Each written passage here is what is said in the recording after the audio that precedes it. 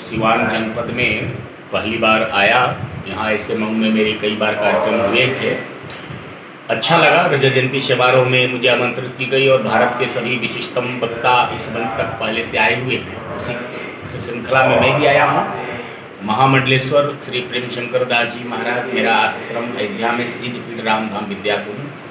तो मैं पत्रकार महोदय से मैं पूछना चाहूँगा कि आज के जो स्थिति परिस्थिति और जो समसामयिक है उस पर जो भी जैसा भी आप संदेश दुनिया के लोगों को जीवन में देना चाहते हैं, आप हमसे इस बात को लेकर के जिस ढंग से मैं देख रहा हूँ, जिस एंगल से देख रहा हूँ, मैं चाहता हूँ कि राम जी की चरित्र को किस रूप में, किस ढंग से आज जरूरत है समझने का, बताने का। लोग केवल राम को एक राजा दशरथ के पुत्र के रूप में स्वीकार कर रहे हैं, राम को एक परमात्मा के रूप में स्वीकार कर रहे हैं कि राम एक समाज के मूल चेतना है, राम राष्ट्र के एक मूल चेतना है और राम एक व्यक्ति नहीं है, राम एक व्यक्तित्व है। और इस एक व्यक्तित्व राम के चरित्र से दुनिया के जीवन में कौन सा संदेश देना आज के लिए उपयोगी है, ये मैं दुनिया को बताना चाहता हूँ। आज समाज की सबसे बड़ी विडंबना है, आज समाज के लिए सबसे बड़ी दुखद स्थिति है कि आज राजनीतिक लाभ लेने वाले नेताओं ने समाज को इस तरह से बरगला दिया है। आज समाज को ऊंच नीच, भेदभाव, छुआछूत, दलित, महादलित, पिछड़ी, अति पिछड़ी, ये सारी स्थितियों से समाज को तोड़ करके, हिंदू समाज को तोड़ करके अपनी राजनीतिक लाभ लेना चाहते हैं। मैं पूछना चाहता हूं, शास्त्र से कोई पूछे कि शास्त्र ने कभी समाज को तोड़ने या लायक कोई ऐसा संदेश दिया? शास्त्र कहता है कि न भगवत भक्ता शूद्रा सर्वे वर्णेषु ते शूद्रा। चार वर्ण हमारे यहाँ बताया गया है, ब्राह्मण, क्षत्रिय, वैश्य, शूद्र। लेकिन चारों वर्ण को कहा गया कि सभी शूद्र हैं, ब्राह्मण भी शूद्र है। बोले कब? बोले कि जब तक भगवान को जानने के लिए जीवन में जिज्ञासा न हो तब तक समाज के हर वर्ग शूद्र है। शूद्र किसी एक जाति से लेकर के समाज को तोड़ने का काम किया जा रहा है, ऐसा नहीं होना चाहिए। भगवान श्री राम के द्वारा कितना सुंदर संदेश दिया गया है कि भगवान राम शबरी के यहाँ गए और शबरी ने भगवान श्री राम को जल लेकर के भगवान श्री राम को पान कराई। और जिस भगवान श्री राम ने शबरी के आश्रम में जाकर आतिश स्वीकार कर रहे हैं, विचार किया जाए क्या शबरी उस समय का समाज का स्थिति क्या रही होगी। अगर भगवान श्री राम छुआछूत के भेदभाव को मानने वाले होते तो शायद राम शबरी के यहाँ न जाते। और राम शबरी के यहाँ जाने के पश्चात भी राम शबरी के आश्रम से लौटे हैं।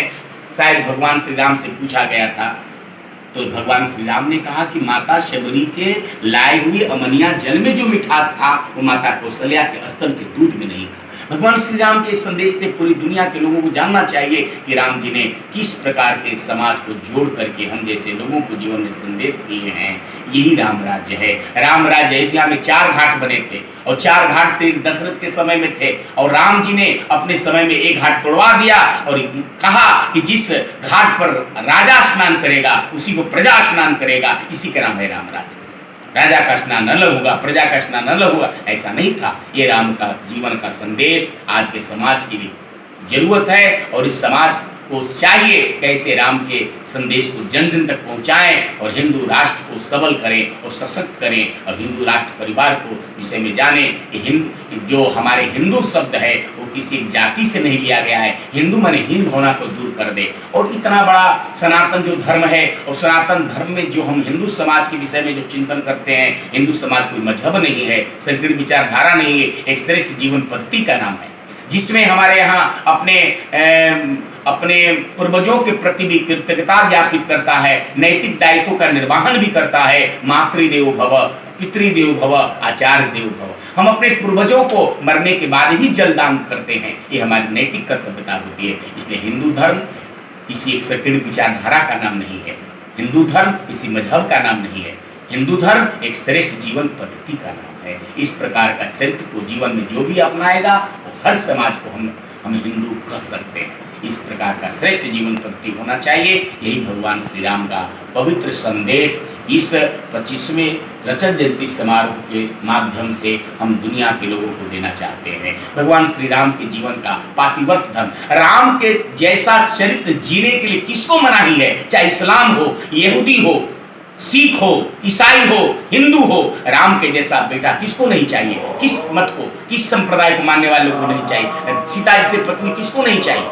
राम को किसी एक जाति में बांधकर, राम एक हिंदू की देवता को मानकर कहना एक गलत बात है। राम व्यापक है और राम के व्यापकत्व की चरित्र की जरूरत आज समाज के सबको है। यही है राम का चरित्र, यही है राम का आदर्श। इसी के साथ हम आपको संदेश के साथ पत्रकार लोगों को भी जीवन में शुक्रिया शुक्रिया अदा कर रहा हूं कि आप सब लोग एक अच्छा संदेश दे करके समाज को एक सूत्र में बांधने का काम कर रहे हैं। इसलिए आप सबको धन्यवाद, साधुवाद, जय सिया राम।